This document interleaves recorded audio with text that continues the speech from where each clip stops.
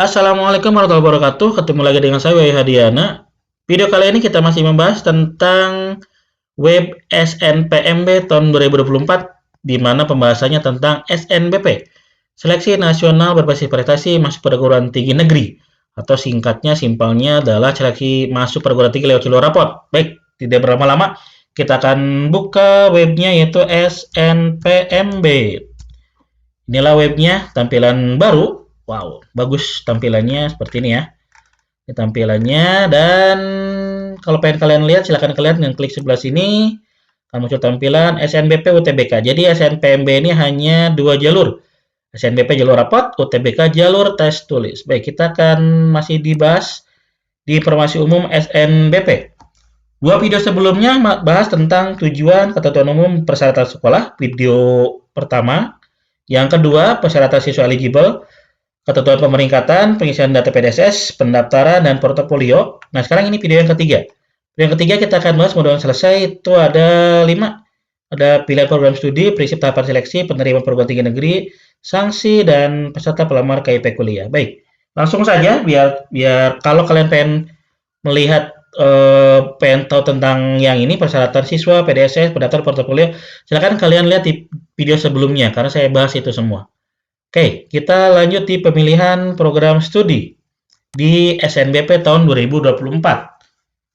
Sepertinya tidak ada perubahan, sepertinya masih seperti tahun sebelumnya SNBP, yaitu yang pertama, setiap siswa yang eligible diizinkan memilih program studi akademik PTN Vokasi dan atau PTN PTKIN. Jadi nanti di perguruan tinggi negeri itu ada 3 bentuk perguruan tinggi negeri ya. Yang pertama akademik, vokasi, dan PTKIN. PTN akademik itu contohnya adalah UI, Unpad, ITB, UPN, BEK Jakarta, UPN Jakarta, Jogja, pun di Jawa Tengah, Surabaya, Undip, Unsud, UGM, seperti itu ya. Ini untuk PTN akademik.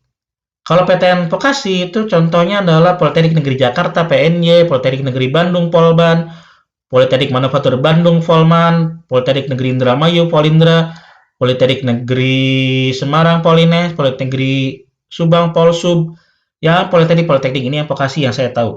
Nah, kalau PTKIN ini adalah perguruan tinggi keagamaan Islam negeri, berarti yang UIN Bandung, UIN Jakarta, UIN Surabaya, UIN Semarang, UIN yang ada di Indonesia, gitu aja lah simpelnya.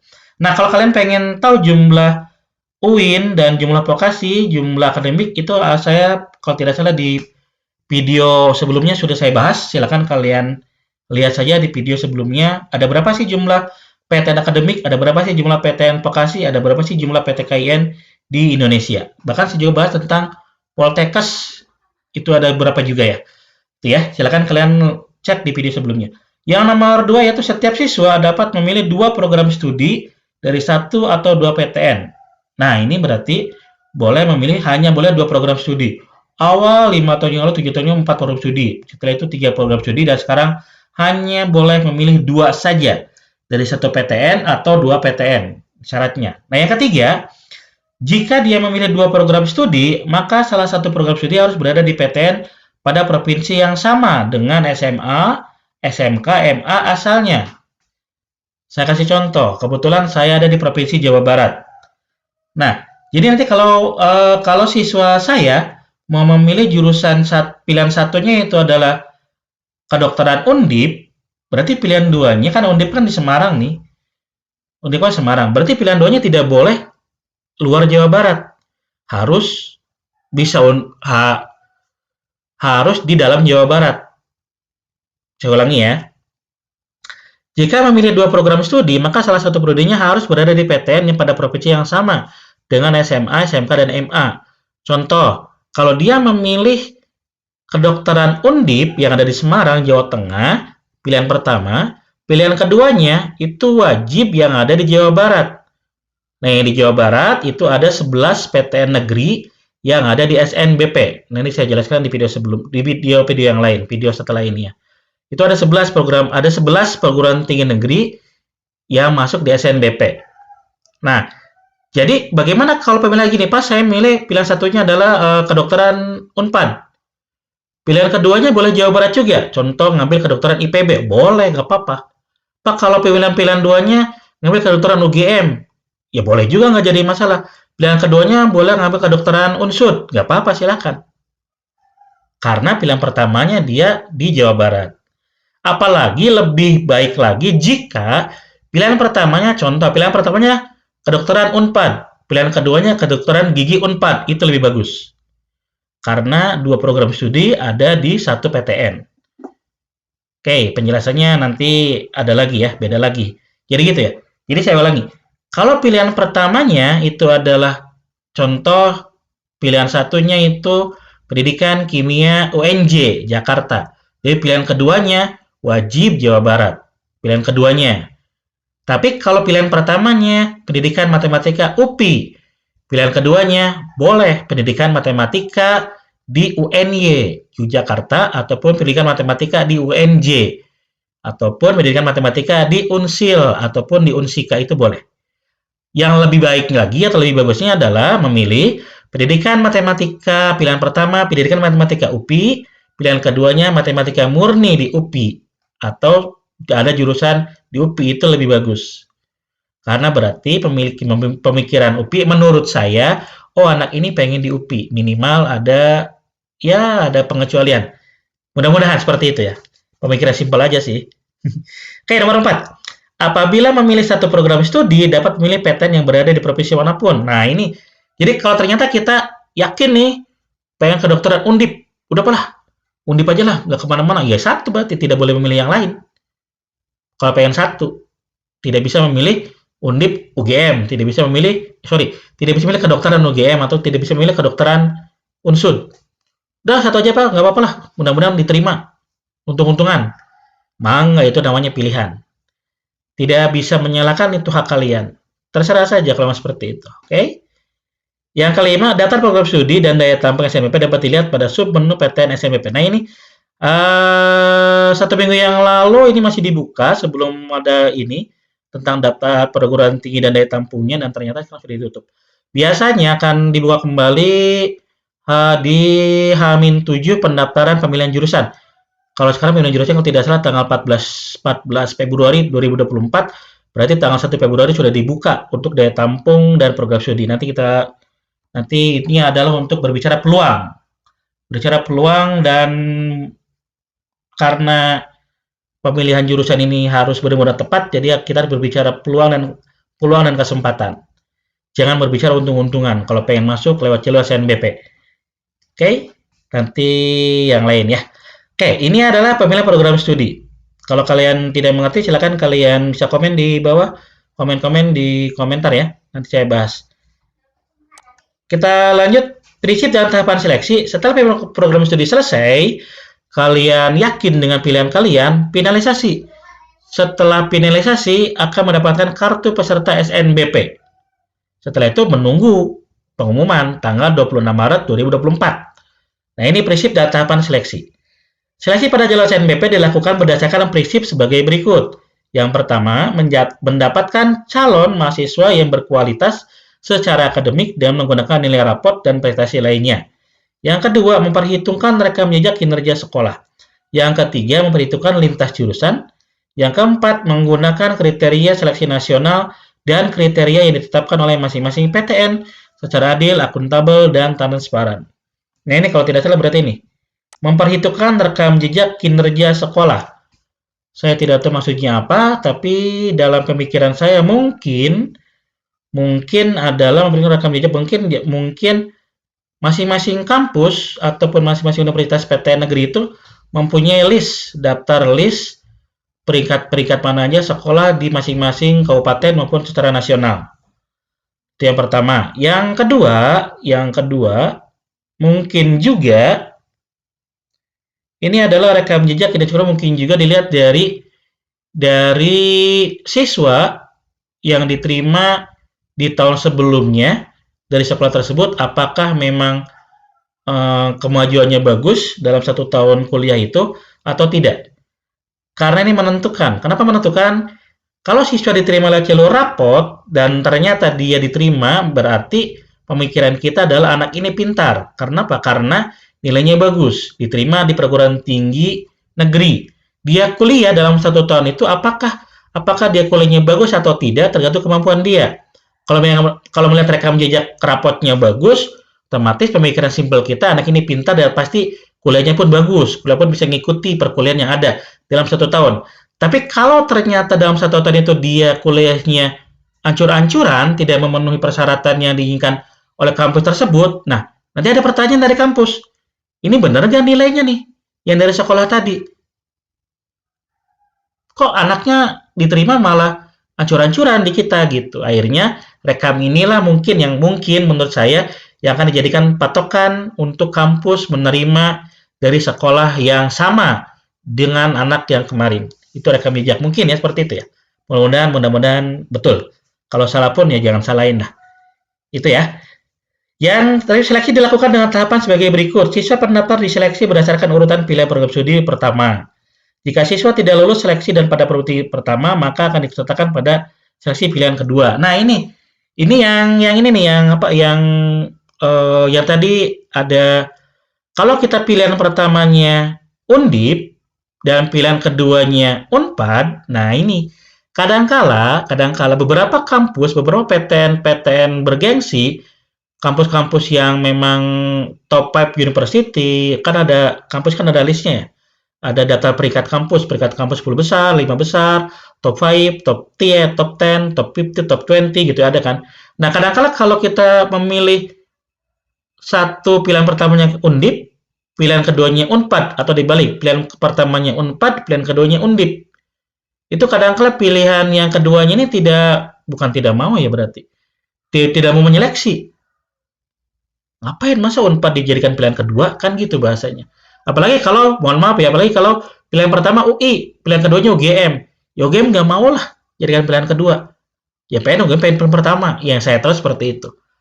Ada bahasa dari yang saya dengar dari bukan beberapa ya, dari orang panitia SNBP di kampus-kampus favorit bilangnya gini, Pak, gimana saya memilih pilihan yang kedua? Sedangkan pilihan pertama saja sudah penuh, sudah banyak dan berkualitas. Ngapain pemilihan kedua kita pertimbangkan? Gitu ya. Nah, berbeda jika dua pilihannya satu kampus. Contoh, pilihan pertamanya pendidikan matematika, UPI. Pilihan keduanya matematika murni. Nah, ini bisa nomor 2 ini masuk. Jika siswa tidak lulus pada pilihan program studi pertama, maka akan disertakan pada seleksi pilihan kedua. Jadi nanti kalau kalian gak lulus di pilihan pertama pendidikan matematika UPI, nanti nilai kalian akan diseleksikan di program yang kedua. Tetap di UPI juga. Itu nggak jadi yang saya tahu itu masih ada korelasinya, nggak apa-apa. Yang saya tahu seperti itu. Jadi apa kesimpulannya? Kesimpulannya menurut saya adalah kalian memilih jurusan, dua jurusan ini kalau bisa itu di satu PTN. Nah, di PTN pun nanti akan ada grade-grade-nya, akan ada list upon grade ya. Ada peringkat juga. Ada peringkat jurusan, ada jurusan yang favorit, ada jurusan yang tidak favorit. Atau kalau peringkat ada jurusan peringkat pertama, ada jurusan peringkat sekian. Nah, melihatnya dari mana? Dari peminat. Ada jurusan yang sepi peminat, ada jurusan banyak peminat. Ya kita nggak mungkin dong ngambil pilihan keduanya yang banyak peminat juga. Contoh, pilihan pertama kita, contoh aja. Pilihan pertama kita kedokteran di Unpad. Pilihan keduanya farmasi Unpad. Itu sama-sama berat. Kenapa? Karena dua-duanya pemilihan favorit, jurusan favorit di kampus itu. Jadi ya jangan, menurut saya jangan seperti itu pemilihan jurusannya. Berarti kalau mau kita bahasanya yang penting saya kuliah di Unpad, jurusannya apa aja, tapi pilihan pertamanya yang saya mau. Contoh, pilihan pertamanya Unpad, pilihan keduanya cari kira-kira yang peminatnya sedikit, tapi di Unpad juga. Pak, gue mah kalau diterima di pilihan yang kedua yang tidak sesuai dengan keinginan kita, ya sudah ikhlaskan, berarti rezekinya kita di situ. Kita dipilih oleh Tuhan untuk di jurusan itu. Saya yakin kalau kita ikhlas menerima, enjoy, menikmati, selesai juga 4 tahun. Itu pengalaman-pengalaman anak-anak saya di sekolah yang saya bantu perguruan tingginya. Oke, lanjut ya. Ini tahapan yang seleksi. Nah, penerimaan ada di sini lulus atau pendidikan SMA, SMK dan MA, dinyatakan lulus SNBP 2024 dan lolos verifikasi data. Nah, jadi ini pastilah lulus lah. Kalau tidak salah ini pasti lulus. Nah, kalau kalian sudah diterima di SNBP tahun 2024, nah ini nih lolos verifikasi data. Apa datanya? Berkas rapot harus sama yang diupload di PDSS dengan rapot yang asli yang cetak. Nanti kita akan ke sana ke kampus yang dituju untuk verifikasi data. Benar tidak nih nilai rapotnya sama tidak nilai rapotnya? Kalau tidak sama, akan dipertanyakan yang benar yang mana? Yang online PDSS atau yang cetak? Nah ini. Pernah suatu ketika di sekolah saya ada siswa tidak sesuai nilainya, beberapa nilai semester 3 atau 4 gitu saya lupa. Dia di PDSS-nya sekian, di rapotnya sekian. Akhirnya tanyakan nih, yang benar yang mana Pak? Akhirnya saya konfirmasi, sekolah konfirmasi sana, Pak yang benar yang ini ya, akhirnya tetap diterima. Tapi di tahun berikutnya, sekolah kita ke kampus itu berat. Karena mungkin anaknya tidak sesuai harapan kampus tersebut untuk mengikuti pembelajarannya gitu. Jadi setelah tahun berikutnya untuk masuk di kampus itu berat sekolah kitanya. Akhirnya setelah beberapa tahun baru bisa masuk lagi gitu ya. Mungkin pemikirannya, oh ada pemalsuan data nih gitu. Jadi nanti kalian ini verifikasinya harus benar. Jadi nanti kalian kalau kalian udah dapat ada rapot sekolah terus pada saat input PDSS, kalau bisa kalian nanti meminta izin ke operator atau ke wakasek kurikulum untuk melihat data nilai kalian. Nanti cek masing-masing data saya benar nggak ya nilainya ya rapot rapot yang dipegang, yang cetaknya dengan nilai rapot yang online PDSS. Nanti dilihat datanya. Kalau tidak sama, bisa kalian komplain ke sekolah untuk merubah data itu apakah merubah yang online ataupun apakah merubah yang cetak. Terserah sekolah aja mana pilihnya gitu ya. Karena dua-duanya sama-sama susah kalau tidak salah. Oke gitu ya. Dan persyaratan yang lain, contoh KTP. Nah ini KTP alamat. Kadang-kala alamat di biodata sekolah, biodata rapot dengan KTP alamat KTP dan kartu keluarga kadang-kala tidak sama. Ini harus sama. Jadi disamakan. Nanti terserah mau rubah yang mana, mau rubah KTP ataupun mau rubah biodata di sekolah. Harus sama ya. Ini ketentuannya seperti itu. Nama juga harus sama, jangan ada salah-salah nama. Contoh namanya Wahyu. Wahyu Hadiana. Nah, Yananya itu ada pakai Y atau pakai A, nggak ada Y-nya gitu. Nah, ternyata di rapotnya pakai Y, di kakaknya nggak pakai Y, Yananya. Nah, itu bermasalah juga. Itu harus dicek kalau dicek kembali ya, data-datanya seperti itu. Memang ya gitulah, banyak kesalahan. Nah, contohnya ada ya gitu. Lanjut aja dulu kita ke sanksi sekolah. Nah, jika sekolah yang terbukti melakukan kecurangan dapat dikenai sanksi hingga pembatalan pesertaan pada SNBP tahun berikutnya. Nah, jadi kalau kecurangan itu ya tadi ya, manipulasi data yang nilai rapotnya ternyata tidak sesuai dan ya nilai rapot terutama di nilai rapot tidak sesuai antara yang diupload di PDSS dengan yang cetak. Ini biasanya dipertanyakan nanti akan verifikasi ke sekolah di buku induk benar yang mana. Setelah itu biasanya di tahun berikutnya yang saya tahu karena sekolah saya mengalami dulu itu biasanya akan kesulitan bisa tembus ke kampus itu yang saya tahu. Mudah-mudahan tidak terjadi di sekolah-sekolah yang lain ya. Yang kedua, siswa yang dinyatakan lulus SNBP dan terbukti melakukan kecurangan dapat dibatalkan status kelulusannya, yaitu tadi. Cuma penjelasannya ini biasanya dinilai kebanyakannya dinilai. Nilainya ada yang di-up-upin, ya gitulah. Oke, yang terakhir ini ada peserta pelamar KIP kuliah. Oke, ini KIP kalau pengen kalian tahu tentang KIP, saya bisa jelaskan di satu video nanti ya. Mudah-mudahan saya bisa jelaskan. Oke, yang pertama adalah siswa pendaftar KIP, pendaftar di keluarga kurang mampu secara ekonomi dapat mengajukan bantuan biaya pendidikan skema Kartu Indonesia Pintar Kuliah. Jadi KIP itu ada dua yang saya tahu, ada KIP sekolah, ada KIP kuliah. Kalau KIP sekolah yang kalian bisa terima, yang kalian tiap terima di tiap semester di sekolah, itu namanya KIP sekolah. Kalau KIP kuliah ini belum dibuka pendaftarannya, biasanya di bulan Februari. Kemarin ada yang rame, Pak ini capek daftar KIP kuliah Pak, belum dibuka Pak, belum dibuka Bu, nanti dibukanya, kalau sudah dibuka silakan kalian daftar. Bahasa saya, siapapun boleh mendaftar KIP kuliah. Tetapi ingat, ini khusus untuk keluarga yang kurang mampu. Kalau kalian merasa mampu, ya janganlah malu-maluin dong. Banyak kejadian di tahun-tahun sebelumnya, dia ngerasa dia mampu seharusnya tapi daftar KIP. Dilalahnya lolos pisan. Aduh, ya jadi banyak yang dirugikan anak-anak yang lain, teman-teman yang lainnya. Gitu ya.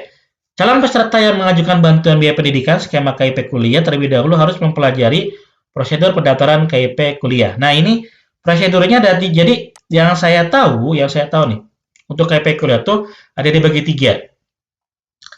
ada KIP, ada anak yang mendaftar KIP, dia punya kartu KIP. Yang pertama itu. Yang kedua, dia mendaftar KIP, dia tidak punya kartu KIP, tapi sudah terdaftar di DTKS Dinas Sosial. Yang ketiga, dia pendaftar KIP, dia tidak punya kartu KIP dan belum terdaftar di DTKS. Nah, tiga bentuk inilah yang ada di program KIP kuliah. Bedanya apa? Kalau yang dua ini, kalau dia punya kartu KIP, otomatis terdaftar dong. Dia terdaftar di TKS, terdaftar juga dong. Nah, biasanya menu pengisian di web KIP-nya itu akan lebih sedikit dibanding dengan dia tidak terdaftar dan tidak punya kartu KIP. Persyaratannya apa aja? Oh, ini banyak persyaratannya dan menunya banyak. Oke, kita lanjut aja dulu. Mudah-mudahan bisa satu video saya bahas tentang program KIP. Yang nomor 3, pendaftaran KIP kuliah di Kemendikbudristek hanya berlaku untuk program PTN akademik dan PTN vokasi. Nah, ini. Jadi kalau kalian mendaftar SNBP ke UIN Bandung, UIN Jakarta, UIN Jogja, UINan bahasa saya, itu tidak ada program KIP. Ingat ya, tidak ada program KIP. Yang ada program KIP itu hanya di akademik dan vokasi. Contoh di Politeknik dan UI, Unpad, kayak gitu. IPB yang lainnya. Oke, itu ya. Yang keempat, informasi detail KIP kuliah di Kemendikbudristek dapat diakses melalui laman puslapdik.kemdikbud.go.id, sedangkan informasi detail KIP kuliah Kemenag dapat diakses melalui laman KIP kuliah kemenag.go.id. Nah, ini berarti beda pendaftarannya ya. Ini Puslapdik dan ini KIP kuliah untuk Kemenag. Baik, kita sudah selesai membahas untuk informasi umum SNPMB tahun 2024. Semoga bermanfaat dan jika memang banyak pertanyaan, silakan kalian tanyakan di komentar-komentar. Nanti akan saya jawab satu persatu berbentuk video biar kita bahas pembahasan lebih enak. Oke, sekian dari saya. Assalamualaikum warahmatullahi wabarakatuh. Ketemu lagi di video berikutnya.